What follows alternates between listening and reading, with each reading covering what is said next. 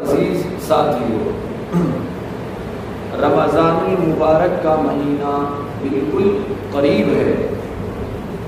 رمضان المبارک کا مہینہ بڑا ہی بابرکت مہینہ ہے۔ میں نے آپ حضرات کے سامنے قرآن شریف کی ایک آیت پاک پڑھی ہے، یا ایھا الذین آمنوا کتب علیکم الصیام۔ اللہ تبارک و تعالی اس آیت کے اندر ارشاد فرما رہے ہیں، اے ایمان والو، اے کلمہ پڑھنے والو، کتب علیکم الصیام، تمہارے اوپر روزوں کو فرض کیا گیا ہے۔ کیا کیا گیا ہے؟ روزوں کو فرض کیا گیا ہے۔ کما کتب علی الذین من قبلکم لعلکم تتقون، جس طرح تم سے پہلے لوگوں کے اوپر روزہ فرض کیا گیا تھا تاکہ تم متقی بن جاؤ، نیک انسان بن جاؤ، اللہ کے خاص بندے بن جاؤ۔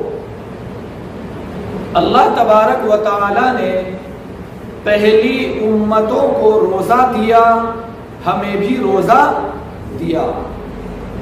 پہلی امتوں کا روزہ 24 گھنٹے کا ایک روزہ ہوتا تھا، اور ہمارا روزہ امت محمدیہ کا روزہ 12 یا 14 گھنٹے کا روزہ ہے۔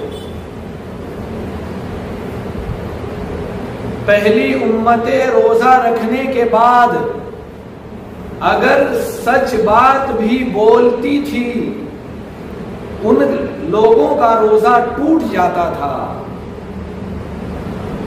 اور میں اور آپ امت محمدیہ، ہم لوگ اگر روزہ رکھنے کے بعد جھوٹ باتیں بھی بولتے ہیں تو ہمارا روزہ نہیں ٹوٹتا ہے۔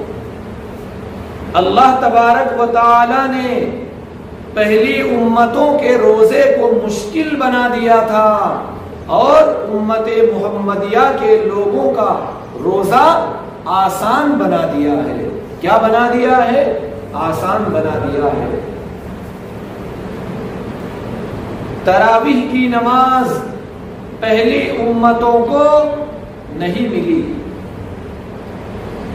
اللہ تعالیٰ نے امت محمدیہ کو تراویح کی نماز عطا فرمائی ہے۔ تراویح کی نماز 20 رکعت پڑھنا سنت مؤکدہ ہے۔ تراویح کی نماز پڑھنا کیا ہے؟ سنت مؤکدہ ہے۔ تراویح کی نماز 20 رکعتیں ہیں۔ کتنی رکعتیں ہیں؟ 20 رکعتیں ہیں۔ روزہ رکھنا فرض ہے، تراویح کی نماز پڑھنا سنت مؤکدہ ہے۔ تو میرے بھائیو، اللہ رب العالمین نے قرآن شریف میں فرما دیا ہے کہ روزہ آپ کے اوپر فرض کر دیا گیا ہے۔ روزے کو چھوڑ کر کام چلنے والا نہیں ہے۔ ہر مسلمان، عاقل، بالغ، عورت، مرد، ہر ایمان والے کے اوپر روزہ رکھنا کیا ہے؟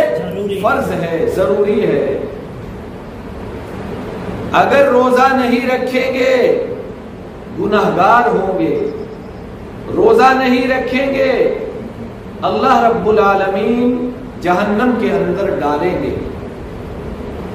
تو اس لیے میرے بھائیوں، رمضان کا مہینہ اتنا بڑا بابرکت مہینہ ہے۔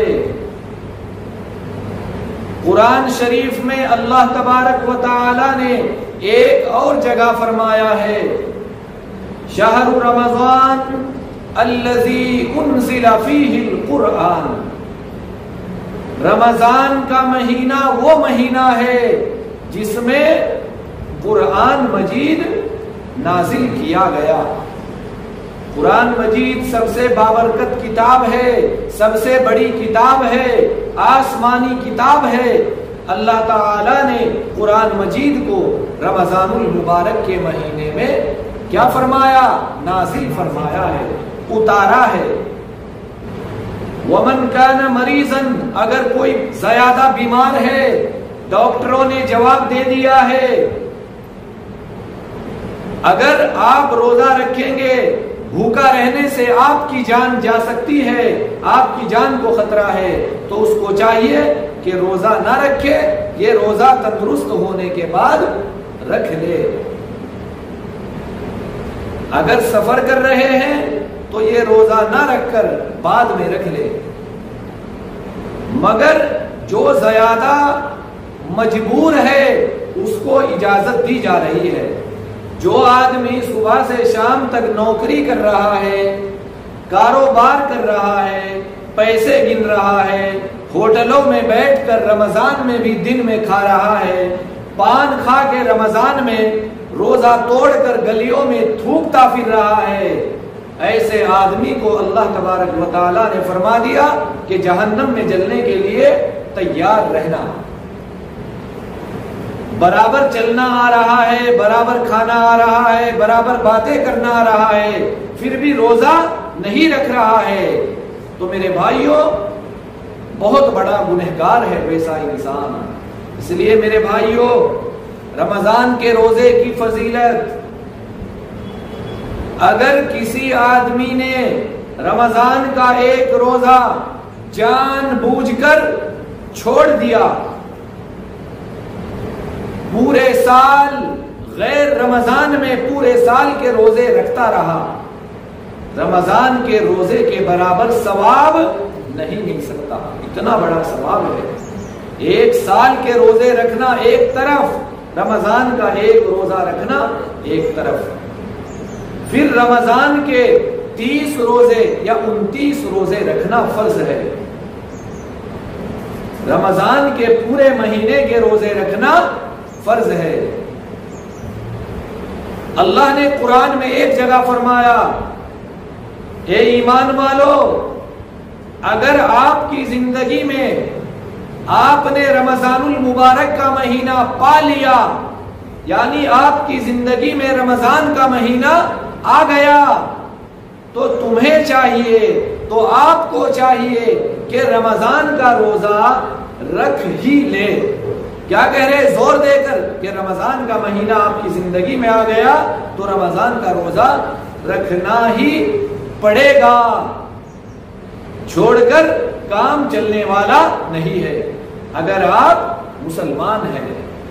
کیونکہ اسلام کی بنیاد 5 چیزوں پر ہے، ان میں ایک چیز ہے روزہ، تو روزہ رکھنا فرض ہے۔ میرے بھائیوں آج ہم جو ہے نماز سے، روزے سے، زکوٰۃ سے بڑی لاپرواہی برت رہے ہیں۔ اللہ نے ہمیں مال دیا ہے، 250% نکال کر غریبوں کو دینے کے لیے کہا ہے، ہم لوگ اپنا جمع کر رہے ہیں، اللہ کے غریب بندوں کو نہیں کھلا رہے۔ آپ گنہگار ہوں گے میرے بھائیوں۔ آپ تندرست ہیں، روزہ نہیں رکھ رہے، نماز نہیں پڑھ رہے، آپ گنہگار ہوں گے۔ اس لیے میرے بھائیوں اللہ کی باتوں کو ماننا ہمارے لیے ضروری ہے، نبی صلی اللہ علیہ وسلم کے طریقوں پر چلنا ہمارے لیے کیا ہے؟ ضروری ہے۔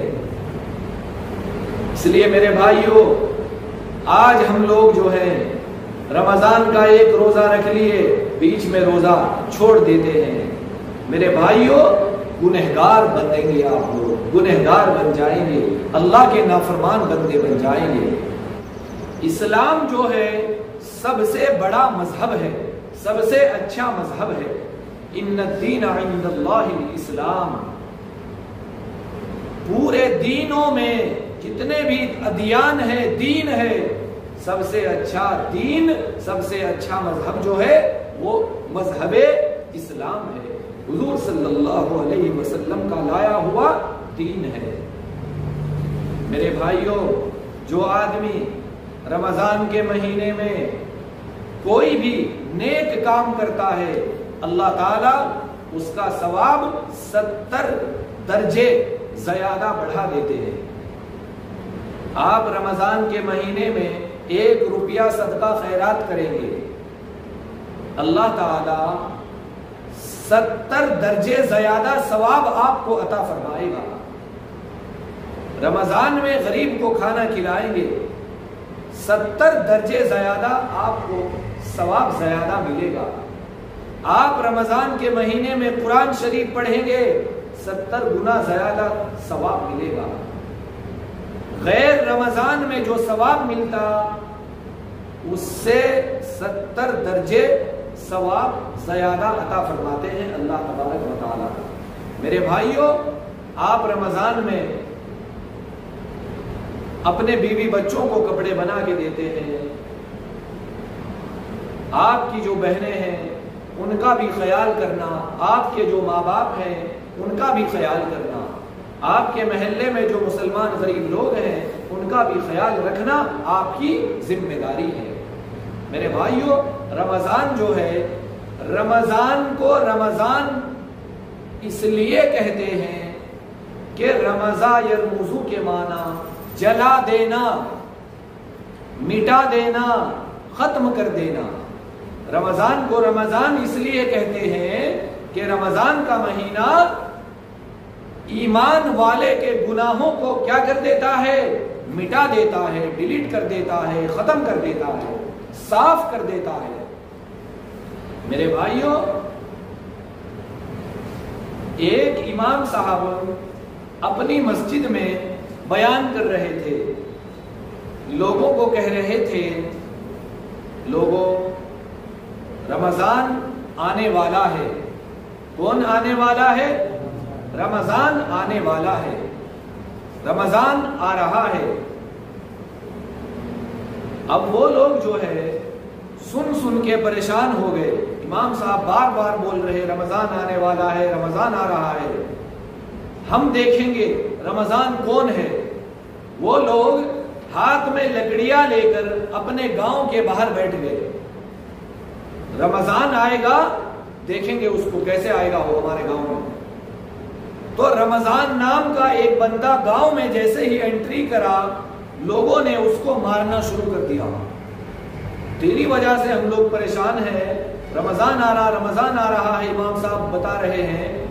اتنا پریشان کر دیا، اس بندے کو لوگوں نے مارنا شروع کیا بیچارے کو۔ کس وجہ سے؟ وہ لوگ دین سے دور تھے، ان کو نہیں معلوم تھا رمضان مہینے کا نام ہے یا آدمی کا نام ہے۔ وہ لوگ کیا سمجھ رہے ہیں؟ رمضان بھائی جیسے کسی کا نام رکھ لیتے نا رمضان، تو وہ لوگ بیچارے جہالت کی وجہ سے یہ سمجھنے لگے کہ رمضان بولے تو فلاں بندے کا نام ہے۔ تو میرے بھائیوں، آپ ایسا مت سمجھنا، آپ تو ماشاءاللہ سمجھدار ہیں۔ رمضان جو آنے والا ہے وہ کون ہے؟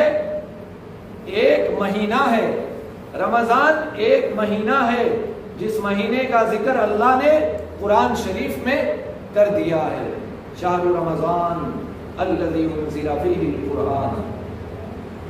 تو میرے بھائیوں،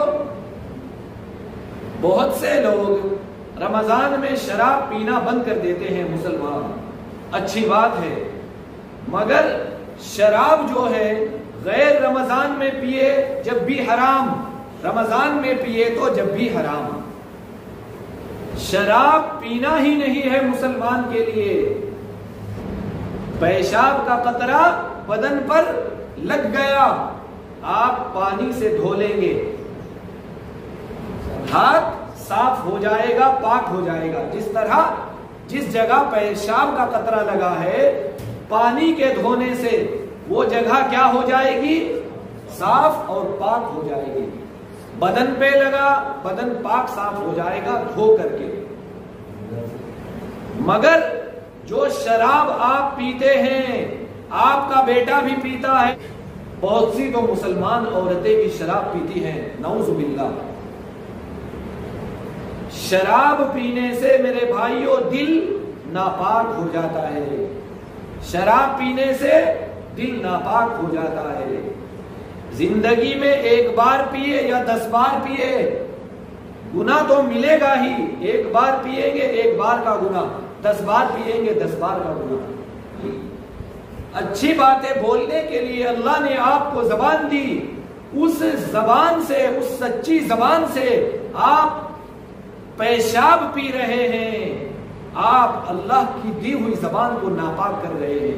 میرے بھائیوں، شراب کو اللہ نے حرام کر دیا ہے، قرآن میں بتلا دیا ہے۔ شروع اسلام میں شراب پینا جائز تھا، جب قرآن کی آیت نازل ہوئی، اللہ کے نبی صلی اللہ علیہ وسلم نے لوگوں کو بتلایا، اے ایمان والو، اللہ نے تمہارے اوپر شراب کو حرام کر دیا ہے۔ صحابی، نبی کو دیکھنے والے صحابی 1 مہینے کا سفر کر کے شراب دوسرے ملکوں سے لا کر بیچتے تھے، 1 مہینہ اونٹ کے اوپر بیٹھ کر شراب لینے جاتے تھے، کاروبار کرتے تھے۔ جیسے ہی قرآن کا فیصلہ آیا، شراب پینا مسلمان کے لیے حرام ہے، وہ لوگ نبی کے پاس آ کر یہ بات نہیں پوچھے، اللہ کے نبی میں 1 مہینے سے سفر کر کے شراب کو لے کر آیا، اس کو بیچوں گا، اس کے بعد شراب نہیں بیچوں گا، شراب نہیں پیوں گا، یہ بات نہیں پوچھے جیسا آج ہم لوگ پوچھتے ہیں۔ جیسے ہی نبی کی زبان سے بات سنیں، شراب پینا آج سے اسلام کے اندر حرام ہے، لوگوں نے اپنے برتنوں کو توڑ پھوڑ دیا، جن برتنوں میں شراب رکھی تھی، 1 مہینے کا سفر کر کے شراب کو لے کر آئے، معلوم ہوا راستے میں ہی شراب کے برتنوں کو توڑ پھوڑ کر پھینک دیا۔ یہاں تک لکھا ہے جب شراب حرام ہوئی، مدینے کی گلیوں میں شراب پانی کی طرح بہتا ہوا دیکھا۔ آج مسلمان شراب پی رہا ہے، باپ بھی پی رہا ہے، بیٹا بھی پی رہا ہے۔ یہ بہت سے ہمارے مسلمان شراب بیچتے ہیں، شراب بیچنا بھی حرام ہے، حرام۔ آپ لوگ کیا دیکھ رہے ہیں؟ پیسہ ملنا، وہ حرام کا ہو یا کیسا بھی ہو، چوری کا ہو، آپ کو تو جو ہے پیسہ چاہیے۔ محنت کر کے، کاروبار کر کے، کپڑے کا کاروبار، کھیتی کا کاروبار، سونے کا کاروبار، گاڑیوں کا کاروبار، زمینوں کا کاروبار۔ میرے بھائیوں، اس کاروبار میں اور اس کاروبار میں فرق ہے۔ نبی کی بات ایمان والوں تک پہنچانا ہے، گھر گھر اسلام کی بات پہنچانا ہے۔ میرے بھائیوں، آج ہمارا بیٹا ایسا ہے، پورے سال جمعے کی نماز کے لیے نہیں آتا، ماشاءاللہ کاروبار کر رہا، اچھا کما رہا، مگر آپ کے اندر اتنی ہمت نہیں ہے آپ اپنے بیٹے کو یہ بول سکے بیٹا جا کے نماز پڑھ لو۔ اتنے کمزور ایمان والے ہیں میں اور آپ۔ اگر بیٹا نماز ہو جاتا ہے، اپنے باپ کو بولنے کی ہمت نہیں ہے کہ ابا جی آج جمعے کا دن ہے، آپ مسجد میں جاؤ۔ اتنا کمزور ایمان۔ آپ لوگ کیا سمجھ رہے ہیں؟ ایمان، کلمہ، اسلام، دین کی باتیں بولے تو بس امام صاحب یاد رکھ لے تو بس ہے، سمجھ رہے آپ لوگ۔ مگر میرے بھائیوں، مرنے کے بعد جو آدمی جیسا کرتا، مرنے کے بعد اس کے ساتھ اس کے اعمال جاتے ہیں۔ ہر آدمی کے ساتھ آپ نماز پڑھیں گے، نماز آپ کے ساتھ قبر میں جائے گی۔ آپ قرآن پڑھتے تھے، قرآن آپ کے ساتھ قبر میں جائے گا۔ آپ اپنے بچوں کو قرآن پڑھنا سکھائے، آپ کے مرنے کے بعد آپ کے بچے قرآن پڑھ کر آپ کو ثواب پہنچائیں گے۔ میرے بھائیوں، آج مسلمان دین سے دور ہے۔ آج ہر مسلمان کو سمجھنے کی ضرورت ہے۔ آج ہمیں اپنی مسجدوں کی حفاظت کرنے کی ضرورت ہے۔ مسجدیں نہیں رہیں گی، آپ کے گھر بھی نہیں رہیں گے۔ آج ہماری مسجدوں کو شہید کیا جا رہا ہے، ہمیں چاہیے ہم اپنی مسجدوں کو رجسٹر کرا کر اپنے نام زمین اپنے نام کرا لیں۔ 2-4 لوگ کمیٹی کے لوگ مسجد کی زمین اپنے نام کرا لیں۔ اگر وقف بورڈ کے نام آپ کی مسجد چلی گئی، آپ کی مسجد کب شہید ہو جائے گی نہیں معلوم میرے بھائی۔ آج ہمیں گھر کی فکر، مکان کی فکر، بیوی بچوں کی فکر، آج منجا کرنا، آج عقیقہ کرنا، آج شادی کرنی، آج لیلا، آج برتھ ڈے، آج سالگرہ ہے، بڈھا ہو گیا پھر بھی سالگرہ منا رہا۔ آپ اپنی مسجدوں کی دیکھ بھال کرو، اپنے مدرسوں کی دیکھ بھال کرو۔ اپنے مدرسوں میں جو بچے پڑھتے ہیں ان کو زکوٰۃ، صدقات، امداد ان تک پہنچاؤ۔ مدرسے نہیں رہیں گے، آپ کو مسجد میں نماز پڑھانے والا نہیں ملے گا۔ میرے بھائیوں، آج دین ہمارے گھروں کے اندر محفوظ نہیں رہا۔ دین جو ہے صرف مسجد یا مدرسوں تک رہ گیا، مگر دین کہاں تک رہنا تھا؟ ہمارے گھروں تک، ہمارے دلوں تک دین رہنا تھا۔ اس لیے میرے بھائیوں، قرآن پڑھنے والے کی عزت کرو، قرآن کی عزت کرو۔ میرے بھائیوں، جو آدمی قرآن کی عزت کرتا ہے، میں نے اس سے پہلے واقعات بتائے، اللہ قرآن پڑھنے والے کی برکت سے پورے محلے والوں کی مغفرت کر دیتا ہے۔ قرآن پڑھنے والوں کی عزت کرنا، اپنی زبان سے برا بھلا نہیں بولنا۔ کوئی امام ہو یا مولوی ہو یا مفتی ہو، جس گھر میں نماز پڑھنے والے لوگ نہیں ہیں، قرآن پڑھنے والے لوگ نہیں ہیں، اس گھر میں بے برکتی ہے، بے برکتی۔ لکھ کے لے جاؤ، گھر میں روزانہ 1 رکوع تو بھی قرآن پڑھو، اللہ تعالیٰ آپ کے گھروں میں برکت عطا فرمائے گا۔ برکت جو ہے قرآن سے ملے گی، عزت جو ہے قرآن سے ملے گی۔ اس لیے میرے بھائیوں، رمضان کا مہینہ آ رہا ہے، آپ لوگ رمضان کی بھی عزت کرنا، تراویح پڑھنا، تراویح پڑھانے والے کی عزت کرنا، روزے داروں کی بھی عزت کرنا، خود بھی روزہ رکھنا، اپنے روزے داروں کو روزہ افطار کرانا۔ اللہ تعالیٰ مجھے اور آپ کو پکا سچا مسلمان بنائے۔